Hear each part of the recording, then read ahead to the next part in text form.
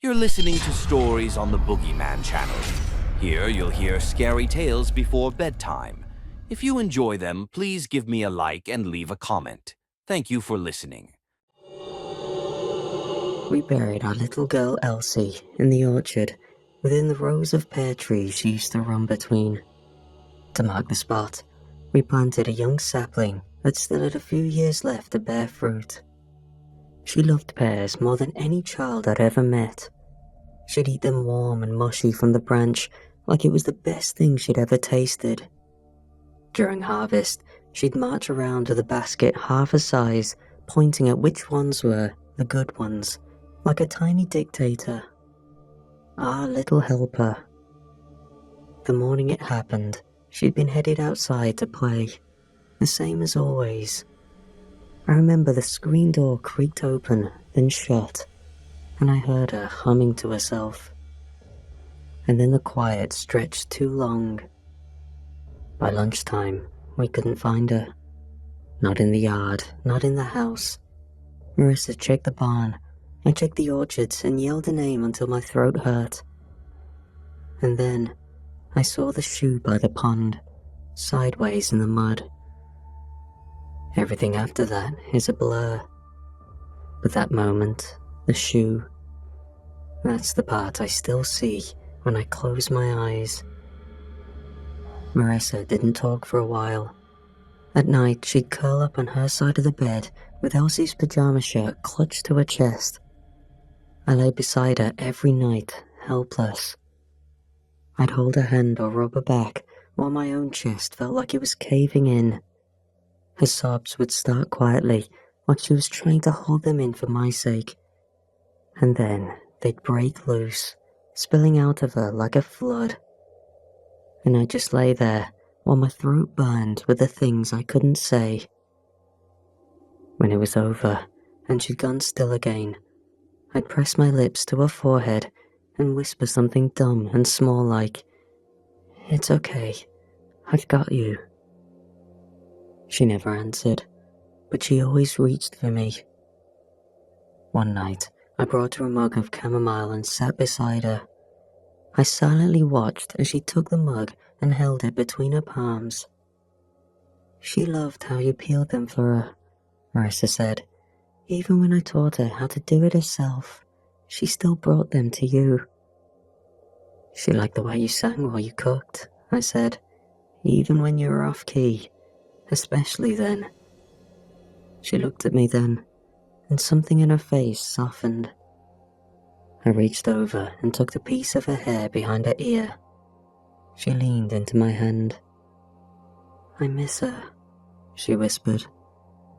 "Me too," I said. "Everywhere." She nodded.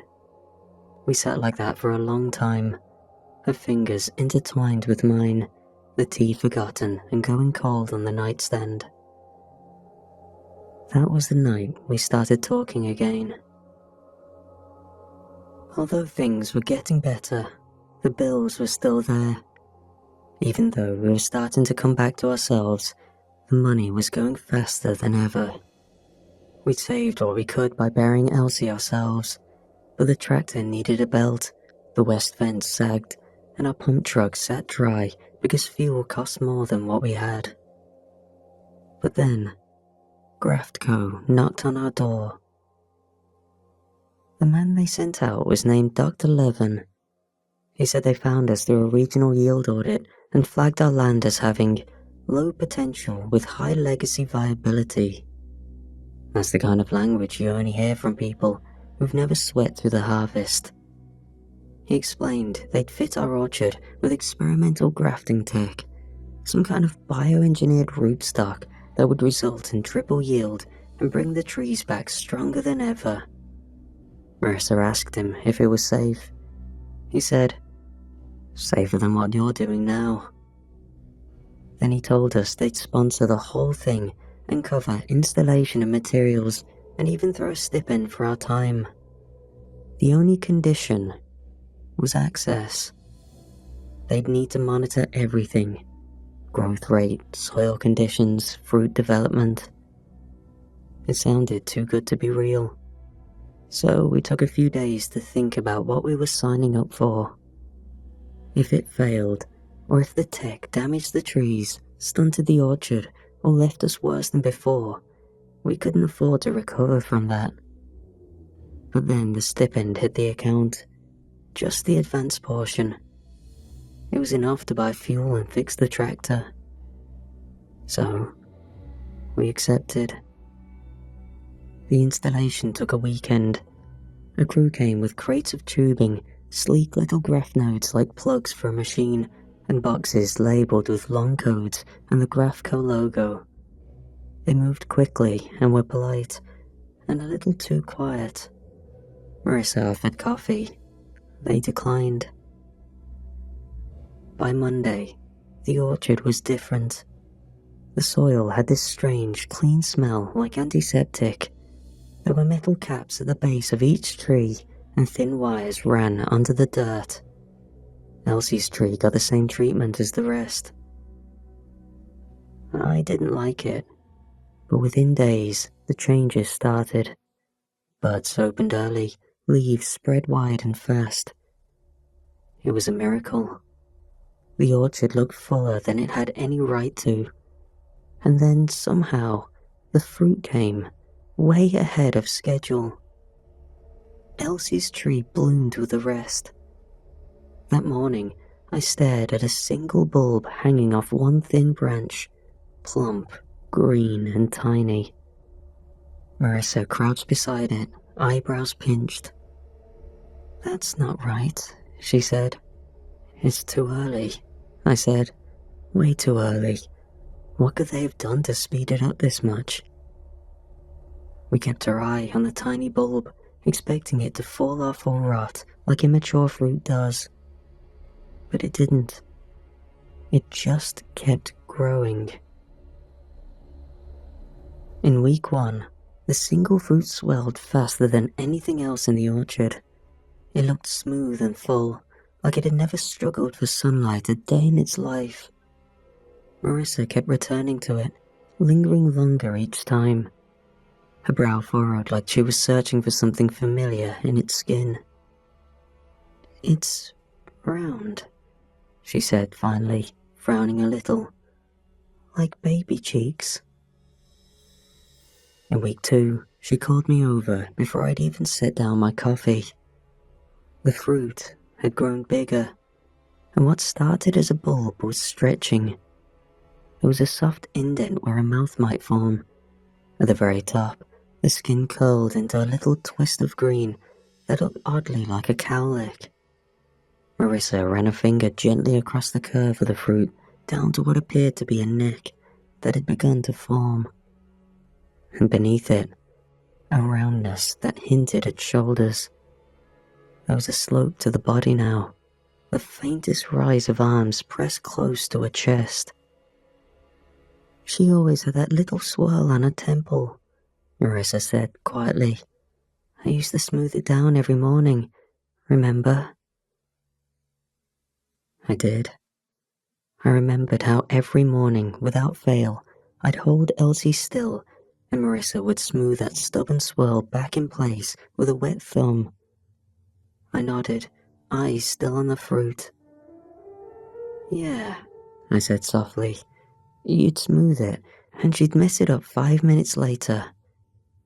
But it's just a coincidence." By week 3, the fruit had a distinct face, and there was no denying it. The rest of the shape had filled out too. Her legs were there now, curled up beneath her in a fetal position, the toes so delicately formed they looked like they'd twitch any second, and the whole thing hung there, still and eerily peaceful, like she was just asleep. Everything inside me turned heavy. I looked at Marissa, hoping for some shared confusion, but her eyes were fixed, unblinking, as she studied the fruit like it might wake up if she waited long enough. "That's her," she said. "I don't care if it's green. That's our girl." She stepped closer, fingers brushing against the chubby cheeks. I remember when she was this little. Feels like it was just yesterday. And for a second, standing there beside her, I almost believed it too. That night, she didn't come in for dinner. I found her in the dark, sitting under the tree, cradling the fruit in both arms like a newborn. Her body curved around it protectively, swaying just slightly, murmuring lullabies. She rocked it with the same rhythm she used to rock Elsie when she was colicky, thumb brushing over the curve of the cheek like she was soothing a real child back to sleep. From then on, Marissa barely left the orchard. I'd find her under the tree with a blanket draped over her lap and a book open in her hands. She looked alive again, but something about the fruit didn't feel right. I wanted to tell her to slow down and that it wasn't normal, but the words caught in my throat every time. So I kept quiet. I watched as she treated the fruit like Elsie had returned to her. She became content and sleep without crying herself to sleep. Sometimes she'd rest her head on my shoulder like she used to, curl into me. She'd squeeze my hand under the covers and murmur good night before drifting off. There were even mornings where she'd lean over and kiss my cheek before getting up to check the fruit, a softness in her eyes I thought I'd never see again. For a while, it felt like maybe the fruit wasn't so bad. Then Grafco called to schedule a check-in. Marissa's hand shook when she hung up the phone.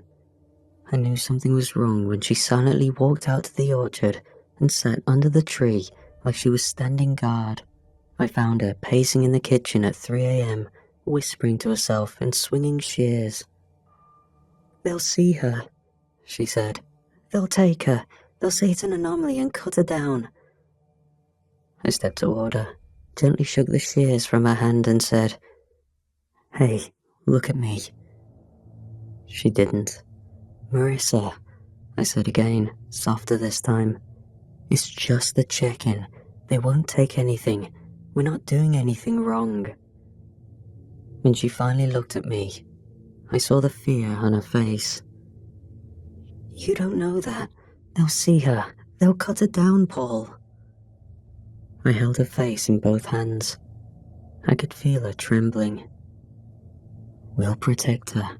We'll protect each other. You don't have to do this alone."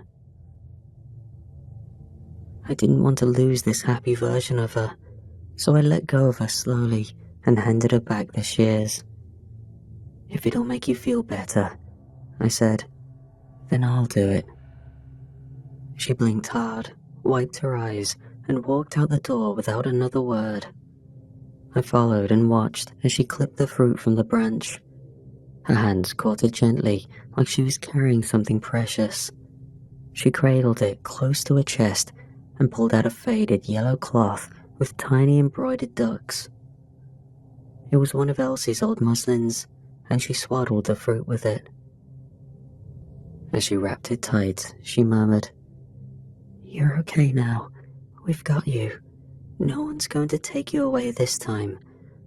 I promise." I followed her inside and watched her set it gently on the counter, still wrapped in the muslin. Her hands hovered. "Something's wrong," she said, voice tight. There was a dark spot blooming through the fabric. Marissa gasped and fumbled to unwrap it. The cloth clung to the skin like it didn't want to let go and released with a sickening tearing noise. Marissa let out a sharp breath and staggered back. It was rotting. Fast. The green skin had darkened and peeled back in places to reveal something underneath that looked like flesh. Pulp and muscle twisted together. Tiny teeth budding where the mouth had been. One eye collapsed in on itself like it had deflated. Marissa let out a part sob, part gag, and backed into the corner. "I didn't know," she whispered. I didn't mean to hurt her. Marissa started full body sobbing. She dropped to the floor beside the counter, her back pressed to the cabinet, fists against her temples. I killed her, she choked out. I killed her again. I dropped beside her and wrapped my arms around her while she fought me, crying and pushing and begging. No, please. She was getting better. She was almost done. You were just trying to protect her, I said, my voice shaking. You did what any mother would do. You loved her so much it hurts.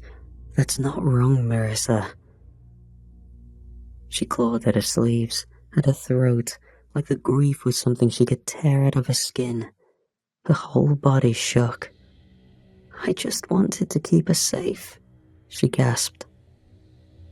I held her tighter. I know, I whispered. I know. I stayed with her there until her sobs turned to silence. Then I helped her to her feet and walked to her bed. Once she was settled, I lifted the muslin gently from the counter and took it outside. It felt wrong to throw the fruit away because of how much it looked like Elsie. It was strange. It felt like she was back. She almost looked alive in Marissa's arms. My hand shook as I grabbed the spade from the shed. I walked out to Elsie's tree, knelt at the base, and started digging. The muslin reeked enough to make me gag. I turned my head and swallowed it down. When the hole was deep enough, I unwrapped the cloth one last time, just enough to see the curve of what used to be her face, and lowered it in slowly. I pressed the dirt back over gently, smoothing it flat with my palm, and sat there a long time, not ready to leave. When I stood and brushed the soil from my knees, I looked up. Another fruit was growing, just beginning to swell. Marissa was still asleep when I came back in. Her breathing was shallow, and her face was swollen from crying. She didn't stir when I sat beside her and laid my hand on her back.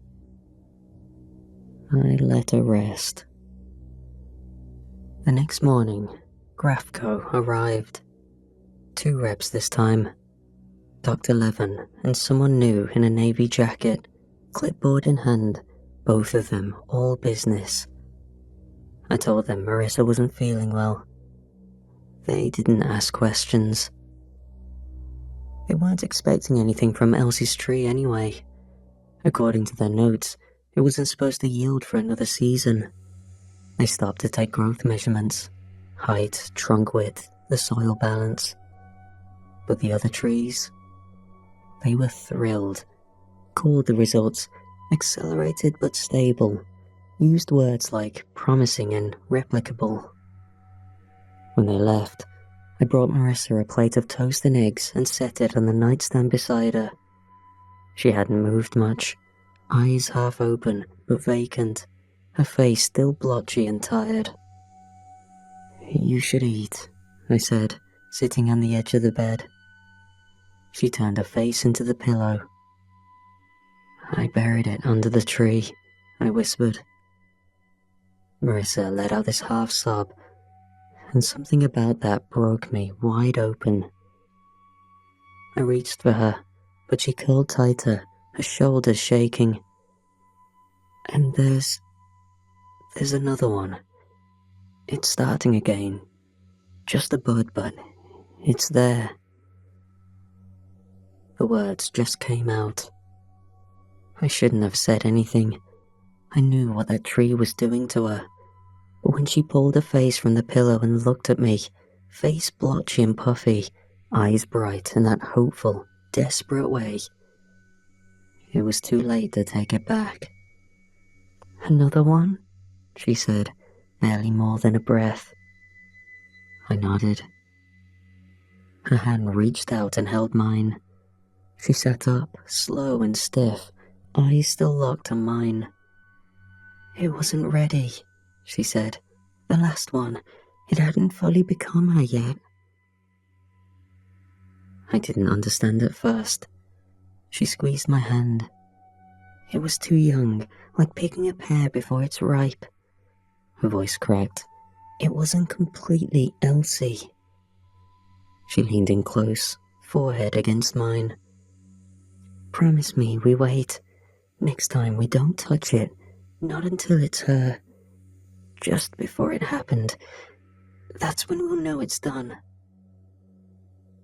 I hesitated. Everything in me wanted to tell her no, to remind her that it wasn't really Elsie. But she looked so certain, so sure. So I said yes. Marissa watched the new bud every morning like a kid waiting for Christmas. She raked mulch into the soft cradle shape directly under the branch where the fruit hung and tucked an old pillow into its curve. When I stepped into view, Marissa looked up and smiled like this was all perfectly normal. She's growing fast, she said. Faster than last time. Her voice had that same softness she used when Elsie was sick. I watched her tuck the corners of the muslin under the pillow like it was a bassinet. She'll be walking before we know it, she added with this tiny, wistful laugh that didn't reach her eyes. It gutted me. Weeks passed. The fruit grew fuller like it was aging through Elsie's life stages, one feature at a time. But the eyes stayed shut. It looked like she was fast asleep, like she could wake at any moment. Soon, its skin flushed warm to the touch, and when I pressed my fingers to the stem, I could feel a pulse. She looked at me, then gently lifted the fruit and extended it toward me. Hold her, she said. She wants to know who you are. She misses you.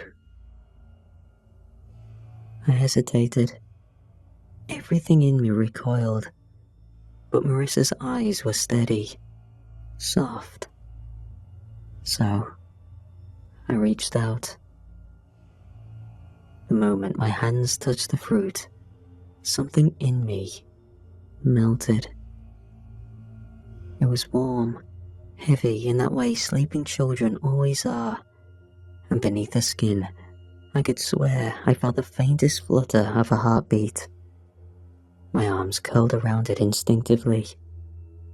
It felt like her, the way she sagged into me after a long day outside. It couldn't really be her, I knew that. But in that moment, it felt like holding her again. Like she'd never left. Then Graftco came back.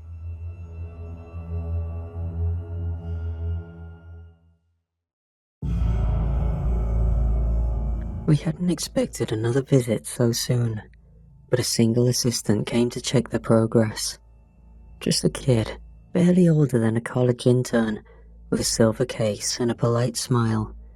He didn't even knock. I didn't even know he was here until I heard a crash, and then Marissa's voice, high and breaking. They're gonna take her. Paul, they're gonna see her. She was at the window, wide-eyed. You have to stop them, she said. They'll take her. They'll cut her down like she's nothing. You promised, Paul. You promised. I tried to calm her, voice low and steady. I'll handle it. I won't let them near her. Just stay here. Please, Risa. She shook her head like she couldn't hear me, tears tracking down her cheeks. She's not ready. You said we'd wait. You said we'd protect her. I mean it, I said, already turning toward the door. I'm going. I'll take care of it. I swear. My heart thudded harder with each step. The assistant was already scanning through the trees and taking notes. I forced a smile onto my face as I approached him, hoping he couldn't see the panic behind it. Morning, I said, keeping my tone casual. You folks sure know how to pick your weather. He glanced up and gave a short nod, distracted. Yeah, sorry to drop in unannounced. Just a routine check. Shouldn't take long. You'll want to see the root swell in the north row. It tripled last month. He blinked at me, distracted, eyes already drifting toward the younger block. That one's still sterile, I added quickly, pointing at Elsie's tree. Not due to fruit for another year, maybe 2. He nodded slowly and followed me away. But halfway down the row, he paused, glanced over his shoulder. Mind if I take a quick reading over there? He asked, already starting back toward that tree. I caught up in 2 strides. It's really not necessary. Nothing viable there yet. He shook his head. Dr. Levin wants to monitor the growth. And then he stopped, dead in his tracks, staring at the fruit hanging from Elsie's tree. It was rounded, flushed, too lifelike to be dismissed. What the hell? He dropped to his knees to get a closer look, pulling out a handheld scanner from his belt. This wasn't in the notes. I watched as he raised the device toward the fruit. The scanner beeped. He turned to me. I'm going to have to report this. Panic crawled up my throat. Wait, it's probably just a deformity. The hormones can cause mutations, right? His eyes narrowed. This isn't a mutation. This is something else. He looked again and reached out like he might touch it. He had no idea what she meant to us. I thought about Marissa, how she'd curl around that muslin like she was holding our girl again, how she'd cried herself to sleep when it rotted, how her voice broke when she whispered, "They'll take her." Suddenly, I couldn't see the assistant anymore. I saw a man walking out of there with Elsie's face in a folder.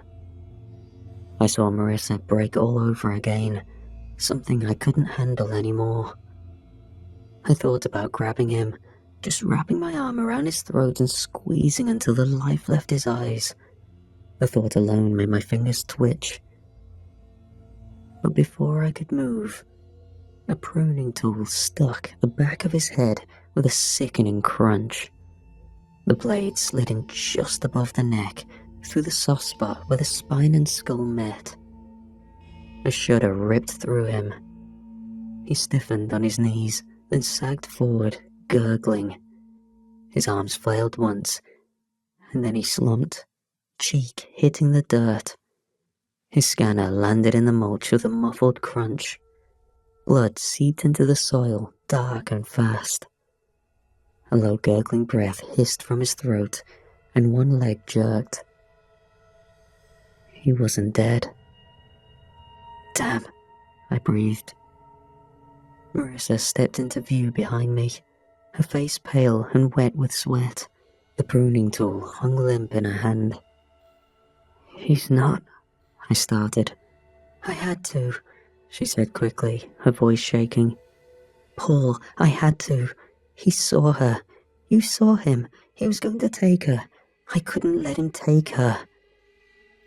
He's still alive, I said, dropping to one knee. We need to... No, Marissa snapped. We can't. He'll tell them. We'll lose her all over again. Her eyes darted to the fruit, then back to me. I saved her, Paul. Don't you see? I saved her. He's dying, Marissa. We can't just leave him. We have to, she snapped.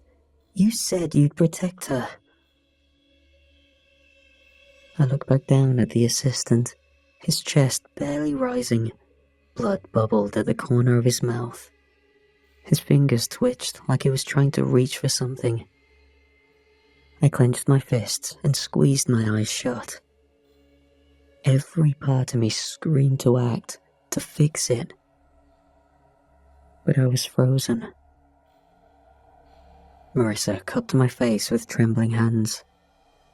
We're doing this for her, for our daughter. I nodded, Barely. Then we need to finish it. Fast. I reached down with shaking hands and pulled the pruning tool from where it had fallen. The blade tore out with a wet pop.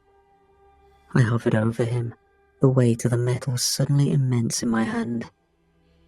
His eyes fluttered. A breath wheezed out of him. His fingers twitched. I could have ended it right then. I knew I should. I gripped the handle and brought the tip to the base of his skull. And froze. My hand shook. He was someone's kid. He didn't deserve any of this. And here I was, on my knees, about to end it because I was too much of a coward to fix any of it. Then I looked to the side. I saw Marissa holding the fruit. And for a second, I saw Elsie in her arms. My throat burned. I blinked hard, tried to steady my grip. "I'm sorry," I whispered. And then I drove the blade down through the soft spot in his skull. I looked down at the body, blood thick in the dirt. And I felt sick. Was this worth it? I tried to swallow the question, but it stuck there. Marissa brought the tarp from the shed and helped roll his body into it. Neither of us spoke. We dragged him past the rows to the far edge near the compost pit, where the ground was softer. I took the shovel and started digging. The smell of dirt and blood mixed in the air. When the hole was deep enough, we lowered him in. I didn't look at his face. We covered it fast, packed the dirt back over, kicked mulch across the top. By the time we finished, my arms were shaking. Marissa stood beside me, her eyes glassy and far away. "We have to clean the scanner," she said, "and burn the tarp." I nodded. "And make sure they never send anyone again." A week passed. Every night I lay beside Marissa with the weight of what I'd done disturbing my thoughts. I kept telling myself it was for them, but I couldn't shake the sound of the gurgle in his throat. I tried to picture Marissa's face when she held that fruit and tried to hold on to that, tried to believe it was worth it. The fruit had grown bigger. It was heavier now, thick around the middle and long enough to touch the ground. It curled into the mulch like it was sleeping, and it looked older now, almost the same age as Elsie had been before she died. We both started spending more time under the tree. I'd catch Marissa brushing mulch away from the fruit side or humming softly like she used to at bedtime. One morning, while I tied down a saggy branch, she looked up from where she sat, one hand resting gently on the curve of the fruit. "I think she's going to open her eyes soon," she said. I nodded slowly, unsure of how to answer. "She looks ready." Marissa smiled. "Our baby's coming back." I sat beside her. For that moment, with the smell of bark and mulch around us, and that fruit between us, it felt like it might actually be true. And then the phone rang from the house. It was Grafco, the same polite voice that had scheduled the check-ins before. "Just following up," he said. "One of our assistants had scheduled a site visit in your area. Did they make contact?" I met Marissa's eyes across the kitchen. Her grip on the coffee mug tightened. "No," I said. "No one showed." "Understood. Thank you. We'll be in touch." The line clicked dead. If that wasn't enough stress, when Marissa turned the radio on, it crackled to life with the tail end of an emergency broadcast. "Heavy winds expected across the valley floor. Lightning activity reported near the ridge. Residents should secure loose property and avoid open areas. Advisories are in effect until midnight. Repeat, high wind and lightning warnings issued through tonight. The sky had that bruised tone to it, too dark for the morning. "She's not ready," Marissa said quietly. "If that wind knocks her down..." "It won't," I said. "We won't let it." We grabbed what we had: twine, stakes, and spare netting from the tool shed. I carried out an old canopy from the market days, metal legs rusted, but still usable. Marissa followed me, arms full of blankets and old towels. The wind had already picked up by the time we reached the tree. The leaves shivered overhead, that warning rustle that comes before the break. So we worked fast. Marissa crouched beneath the branch, cupping the fruit with both hands like it might already be slipping away. "We should anchor it," she said. "Something soft, just in case." I nodded and wedged an old pillow beneath the branch, tying it up loosely so it cradled the stem without tugging. She wrapped the towels around it like insulation, tucking every edge. Then I pulled the canopy over and hammered stakes around the base. We stretched the mesh netting taut around the frame, leaving room for the wind to pass, but not enough to tear. "It looks like a damn tent," I muttered, stepping back. A flash of lightning licked the sky in the distance, followed by a slow roll of thunder a few seconds later. I counted out of habit, maybe 3 or 4 miles off. "We need to go inside," I said, my voice firm. Marissa refused to move. She was still crouched, one hand on the branch, the other gently cupping the base of the fruit through the canopy. "She's going to be scared alone," she said. "We can't just leave her." "Marissa, she's just a kid, Paul. She doesn't understand storms. What if she thinks we abandoned her again?" I knelt beside her. The air buzzed faintly, static in pressure and dread curling in the space between each gust. "You've done everything you can," I said. "She knows that. But if lightning strikes..." Another flash cut across the sky, this one closer. Thunder crackled overhead, and Marissa winced. I grabbed her hand. "Come on, we'll watch from the house. We'll be right there, just like when she spent the night camping in the garden. You didn't leave her then either." She hesitated.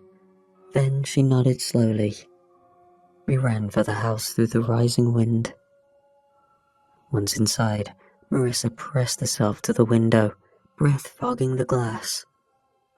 The next bolt of lightning struck somewhere beyond the East Grove, close enough that the flash painted the entire sky white. A half-second later, the thunder crackled so hard the glass trembled in its frame.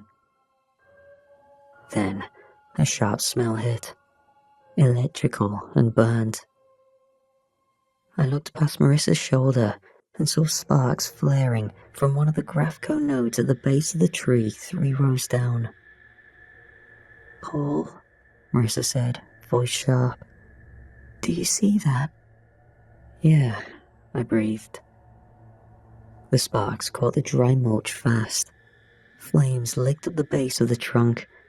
Then another node popped. Another burst. The fire jumped from one row to the next like it had been waiting. Marissa slammed a hand against the window. "No, no, no." I grabbed the fire extinguisher from under the sink. "Call 911, I barked. "Now." She didn't move. "Marissa." She tore her eyes away from the window, fumbling for the phone. I bolted for the door, heart pounding. The air outside already thick with smoke and heat. The fire raced faster than I expected. The wind whipped through the rows, feeding the flames. The extinguisher hissed uselessly against the growing wall of orange and black. I turned and saw Marissa turning toward the tree, phone clutched in one hand, the shears glinting in the other. Her face was streaked with sweat and panic. "We have to get her," she shouted. "Marissa, no, I'm not leaving her." She dove under the canopy as flames crept closer through the underbrush. The air was thick and angry. I heard the pop of another node and the shattering snap of a branch. I ran to her. She emerged, cradling the fruit to her chest, wrapped in a blanket. I grabbed her arm and pulled her back with everything I had. We ran, ducking under limbs, smoke clawing at our lungs. We returned to the porch just after another lightning bolt split the sky. The boom of thunder hit a second later, like the world was splitting. Inside, she held onto the fruit, like when she carried Elsie to bed after falling asleep on the couch. Its skin glistened as if weeping, a thick, clear trail rolling down the cheek. "Is that sap?" I asked. She shook her head slowly. "She's crying. She was scared." The fruit didn't pulse anymore, but it was warm. The resemblance was more complete than before. It looked done. "Maybe she was ready," Marissa whispered. Another crack of lightning ripped across the sky, and thunder followed so fast it felt like it landed on our roof. I looked at Marissa. "You called for help, right?" She nodded, barely. "They're coming." Her attention was on the fruit. She began to rock it gently. "Shh, baby. It's all right. It's just a storm. You're safe. We've got you." She kept whispering to it, words soft and soothing, like she was lulling it back to sleep. "You're scared now, I know. But we're here. We're not going anywhere." I turned to the window. The fire trucks hadn't arrived yet. Outside, the orchard glowed with shifting orange light, the trees going one by one. Our whole life unraveled, row after row of work, memory, sweat, just gone. Years of early mornings, of pruning in frost and picking in heat, of coaxing life out of cracked earth, all of it vanishing into smoke. The trees we planted our first spring. Then, the fire had reached Elsie's tree. The canopy we'd built, meant to shield and protect, caught instantly. The netting ignited like dry paper, flames racing up the edges. The towels and blankets Marissa had so carefully wrapped became fuel. Lightning struck again, closer this time. It split a branch 2 rows over and sent a shockwave through the orchard. I watched the bark blacken and peel, with branches thrashing in the heat. Another flash lit the sky, and thunder cracked like a gunshot. The mulch around the base popped, and the wires underneath sparked again, throwing arcs into the inferno and feeding the fire until it roared like a living thing. Marissa shrieked. I turned and saw her doubled over the counter, arms wrapped protectively around the fruit, rocking it. No, please, no," she whimpered. Not again. The fruit's skin had the jaw split open, wet and sudden. A thick line tore sideways through the cheek, the way overripe fruit bursts under its own weight. Inside were muscles and tendons, pink curled around the edges of the wound like fresh gum, twitching. It glistened with something slick. Marissa's hands scrambled to press the pieces back together. "No, baby, stay with me, please," she whispered, pressing her palms against the softening flesh like she could hold it in place by force. Her fingers smeared black and red residue across the muslin. "Don't go," she begged. You're almost there. You're almost done. Please don't leave me." Then it started to cave. The jaw turned dark and blackened fully. The flesh sagged and collapsed into itself, caving inward like it was folding back into the pit it came from. Marissa tried to catch the pieces as they fell, cupping her hands beneath them, but they slid through her fingers in wet, shapeless slumps. Each chunk landed on the counter with a thick, soft splat. She shrieked again and grabbed at what was left, trying to reassemble it. "I can fix it. I can fix it. Just give her back." The vein unspooled from the center and shriveled before I could finish. What was left was scraps of soft black tissue, slick with residue. In the center lay a single seed. Marissa reached for it with shaking fingers, hands coated in the pulp of what used to be Elsie. She cupped the seed, her mouth moved, but no sound came out at first, just a quiver. Then her lips parted. "No, no, no. This isn't what was supposed to happen. I waited. We waited. She was supposed to be ready. She was almost here." She backed into the wall and slid down, curling around the seed, muttering fragments, apologies, lullabies.